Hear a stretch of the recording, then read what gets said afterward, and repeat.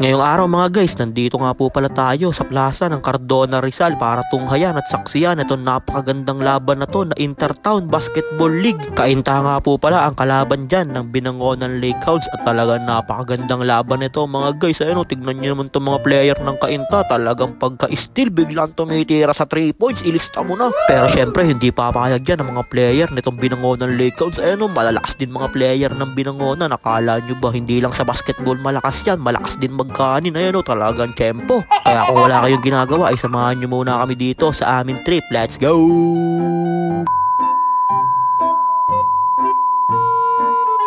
So ayun po, pagdating nga natin dito sa plaza ng Cardona ay ginampball na nga ni Rep yung bola, sabay tinira na nga dyan ni Antaso ng 3 points, mintis lang siya. Kaya itong campus crush ng Darangan na nga ang una naka-score dito, may kasama pang foul. Grabe naman to si Kurt Heinrich Ramos. Kaso lang late nga pala dito ang coach ng Binangonan. Ayun, patakbuhin dapat ng 10 yan pagka ganyang mga late. Akala ko mga player lang ang nagpapa-star, pati pala coach. Napitikan katuloy ni Kuya Vince habang naglalakad, may pang-mayday ka na. Kaya pinakitaan kaagad siya dito ni Didik ng isang layup. Late daw kasi si Coach J kaya nilayupan agad ni Didik. Sabay nagpakitang gilas na nga din dyan ang pinaka-loyal daw sa Barangay Tagpos na si McClaribas. Daan-daan nagmamadali, biglang lumayup. Ang haba naman nun, parang panungkit lang. At hindi pa nga siya nakontento dito at kumuha pa ng isang Rexona power rebound. May kasama pang foul at napakapit pa nga siya dyan. Sa kamay niya na injury pa ata si Idol Bas. Kaso lang nabawian kagad sila dito ng Kainta ng isang 3 points. Ayun, grabe naman tong kamay ni Idol, shooter. Pero hindi papayag yan ng idol ko na si Didik, kaya nagpakawala din siya ng isang quality na 3 joints, ilista mo na. Kaya bumawi na dyan ang Kainta.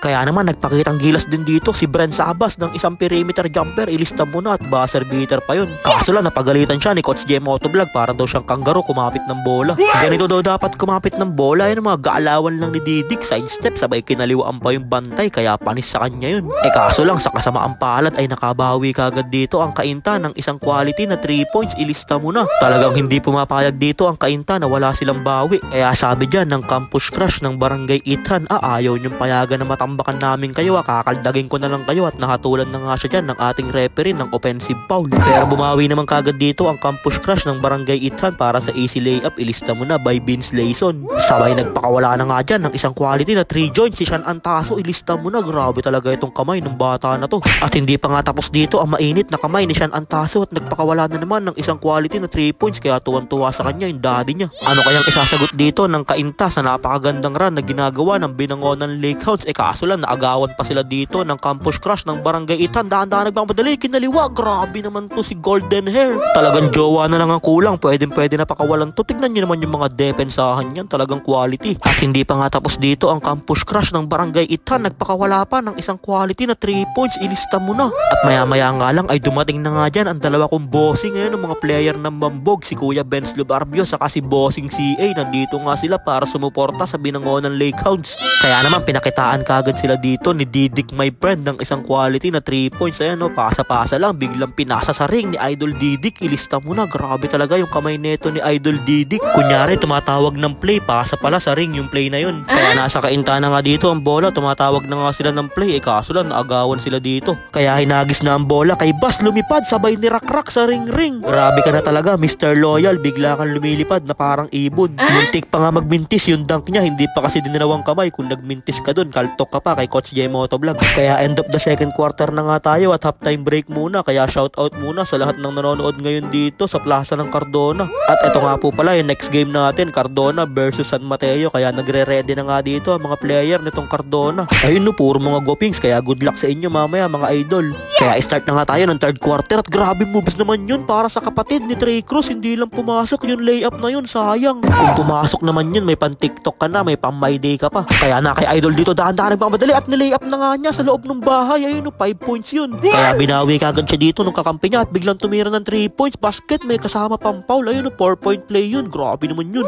Kaya niliparan na nga sila dito ni Sean Antaso at nilamon yung bantay. Sabay tinitigan pa. Talagang maangas din ano. Sa bagay, okay lang naman mag-angas ng konti. Basta mga ganyan mga laruan mo. Ayun no, grabing kamay naman yun. Hindi nagmimintis. Kaya tuwan-tuwa sa kanya dyan ang trio tagapayo. Ayun no, grabe naman itong mga coach ng Binangonan Lakehounds. Puro mga gwapings. At hindi pa talaga sumusuko dito ang Kainta at nagpakawala na naman nga si Idol dyan ng isang 3 points. Ilista mo na. Pero sabi dyan ni Didik, my friend, ako nang bahala. Akin na ang bola. Ako na magtitimon yan. Ayun no, kaya ginawa na nga siyang PlayStation dyan ni Coach J Motovlog. Kaya Didik umatake dito. May kasama pang foul. Ilista mo na. At hindi pa nga din tapos dyan si Didik, my friend, at bigla na nga lumipad dito na parang ibon at nilamon yung bantay. May kasama pang foul. Kaya napatake over mode na nga dito si Didik, my friend, at nagpakawala pa ng isang quality na 3 joints. Ilista mo na. Iba talaga ang kamay neto ni Didik, my friend. Kaya nakisali na nga dyan sa 3 points party si Sean Antaso at nagpakawala na ng 3 points sa may logo. Kaya na kay Sean Antaso dito tumatawag ng play. Kinokontrol na nga siya dyan ni Coach J Motovlog na parang PS4 lang. Sean Antaso dito biglang tumira sa 3 points. Ilista mo na. Grabe naman kamay netong bata na to. Talagang parang may alulud sa 3 points. Kaya napatawag na nga ng timeout dyan ng Kainta dahil sa 3 points na yun ni Sean Antaso. Talagang ang bigat ng tira na yun.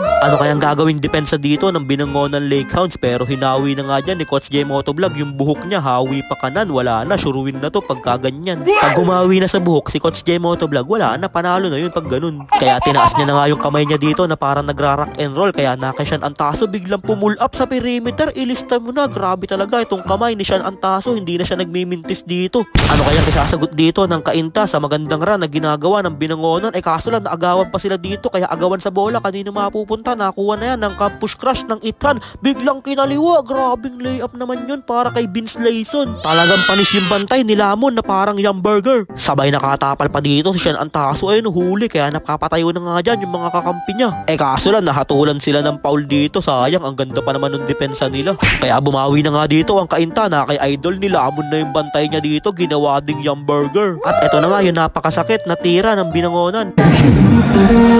Antaso from the parking lot!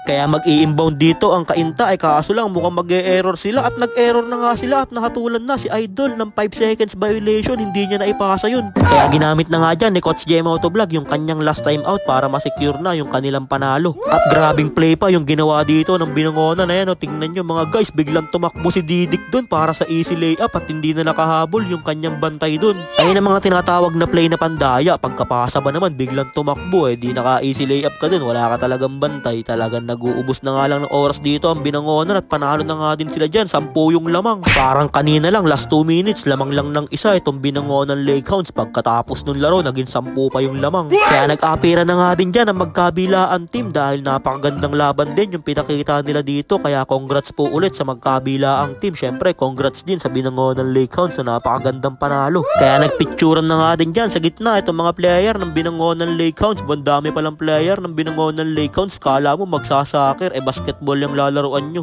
At habang nagbibidyo nga ako dito ay pinitikan na nga tayo ni Kuya Vince Paralejas. Ayun no, grabing pitik naman yun. Buti napicturan tayo ni Kuya Vince Paralejas. Akala ko kasi dati mga volleyball player lang na babae yung pinipicturan ni BP. Kaya congrats ulit Binangonan Lakehounds. Gusto ko man mag-vlog kada may laro kayo kaso lang itong Cherry Mobile ko minsan hindi na kaya ng phone storage, sasabog na ata. Kaya minsan pag inaaya nyo ako na i-vlog ko yung mga laro nyo ay minsan tinatanggihan ko kayo dahil hindi sa ayaw ko. Kung hindi na kaya ng storage ng cellphone ko. Kaya pumunta na nga din kami dito sa Barangay Ithan dahil dito nga kami magtatanghalian at hindi pa nga nahuhuli yung uulamin namin dito na patanghalian dahil bantagal nga manghuli dyan ni Idol Bass ng isda. Mag-iisang oras na nga namimingwit dyan si Idol Bass pero wala pa nga din siya nahuhuli. Walang jaba naman kasi yung gamit na panghuli ni Idol Bass. Bote ng 1.5. Sino mahuhuli mo dyan? Buti pa si assistant coach Nokyante. Bandami na nahuli dito manok. Kaya no, talagang ilang chokes to go yun nahuli huli ng hari ng Panalay. Talagang food trip na naman to. Kaya tamang waiting lang dito ang mga player nitong Binangonan Lake House. Mukhang nagutom sila sa laban kanina. At meron din tayong special guest dito, ang Ben and Ben. Kaso lang mag-isa na lang siya dito. Dahil nag-resign na yung isang member ng Ben and Ben. Dahil nagpa-burst fade na nga si Kuya Ben Dax. Kaya mag-isa na lang sa Ben and Ben, si Ben Owang. Gusto mo Owang, ito na lang ang isama mo, si Kuya Bren. Para meron ka pa din kapartner. Kaso lang hindi na kayo magiging Ben and Ben, magiging Ben and Bren na kayo niyan. At dumating na nga din dito si Sir na may-ari ng resort dito sa may Barangay Ithan. At inaalok nga niya dito sila Daddy Ogie na mag-swimming daw. Bibigyan nga daw niya ito ng 50% discount mag-swimming lang sa kanilang resort. Kaya si Coach J Motovlog na nga ang kumausap dyan kay Sir para pasukan jamming. Makakapag-swimming ata ang Binangonan Lake House sa Barangay Ithan. At habang umi-FT nga sila dito ay bigla pa sila napagalitan dyan. Marami tayo, konting bilis.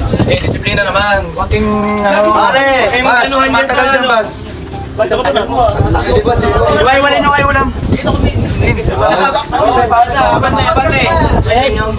Pengen doktor. Tuyo. Yung pilingin, yung piningin. Boss, please. Government mo na. Bro, maligalig ni Bro eh. Yung sausawan. Nakita ka ba ni Coach J? Hindi naman sa iba. Tutungan mo yan. Okay, mag-iswapan.